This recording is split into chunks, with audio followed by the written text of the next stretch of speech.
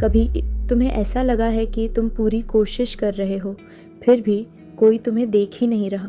तुम समय दे रहे हो, समझ रहे हो, माफ़ कर रहे हो, इंतज़ार कर रहे हो, और सामने वाला बस मानकर चल रहा है कि तुम तो हो ही। अगर कोई तुम्हारी कदर नहीं करता तो सबसे पहले ये समझ लो कि समस्या तुम्हारी नहीं है। तुम ज़्यादा नहीं मांग रहे, तुम बस वही चाह रहे हो जो हर इंसान डिज़र्व करता है, सम्मान, महत्व और थोड़ी सी संवेदनशीलता। लेकिन दुनिया एक कड़वी सच्चाई पर चलती है। लोग एफ़र्ट नहीं देखते, वे वैल्यू देखते हैं। जब तुम हर बार कॉल उठाते हो, हर बार समझाते हो, हर बार अपनी गलती न होते हुए भी झुक जाते हो, तो सामने वाला धीरे धीरे यह मान लेता है कि तुम हमेशा उपलब्ध रहोगे, और जो हमेशा उपलब्ध रहता है उसकी अहमियत कम हो जाती है। यह क्रूर है, पर यही इंसानी मन की सच्चाई है। आसानी से मिल जाने वाली चीज़ को दिमाग सामान्य मान लेता है। फिर तुम क्या करते हो? और ज़्यादा कोशिश, और ज़्यादा केयर, और ज़्यादा त्याग। तुम्हें लगता है शायद मुझ में ही कमी है, शायद अगर मैं और अच्छा बन जाऊं और समझदार बन जाऊं तो सामने वाला बदल जाएगा। पर सच उल्टा है। जितना तुम खुद को छोटा करते हो, उतना सामने वाला तुम्हें हल्के में लेने की आदत डाल लेता है। जहाँ तुम्हें बार बार खुद को साबित करना पड़े, वहाँ रिश्ता पहले ही असंतुलित हो चुका होता है। यहीं से साइलेंट पावर शुरू होती है, शोर मचाकर नहीं, समझदारी से। पहला कदम है भावनात्मक दूरी, दिल से उम्मीद कम करना।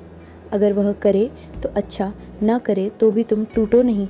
जब तुम अपनी खुशी किसी और की प्रतिक्रिया पर निर्भर करना बंद कर देते हो, उसी दिन तुम्हारी ताकत लौट आती है।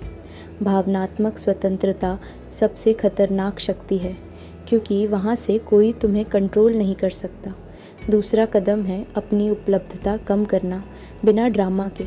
हर कॉल तुरंत उठाना ज़रूरी नहीं, हर मैसेज का जवाब उसी पल देना ज़रूरी नहीं।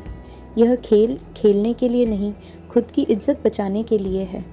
जब तुम अपने समय और ऊर्जा की कद्र करने लगते हो, दुनिया भी धीरे धीरे वही सीखती है।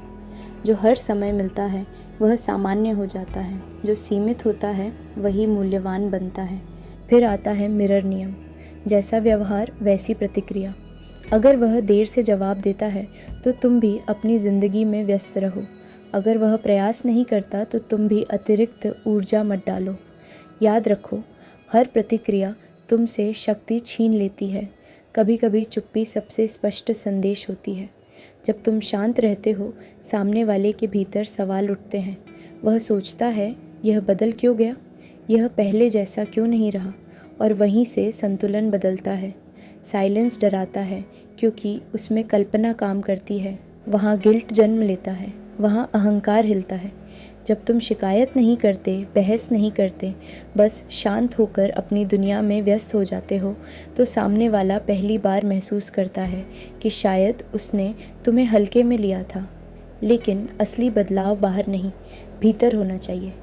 अपना ध्यान खुद पर लगाओ, अपनी आदतें सुधारो, अपने लक्ष्य तय करो, अपनी सीमाएं स्पष्ट करो। जब तुम भीतर से मजबूत होते हो तो गलत लोग अपने आप दूर हो जाते हैं। और अगर कोई लौट कर कहे कि तुम बदल गए हो, तो मुस्कुरा देना।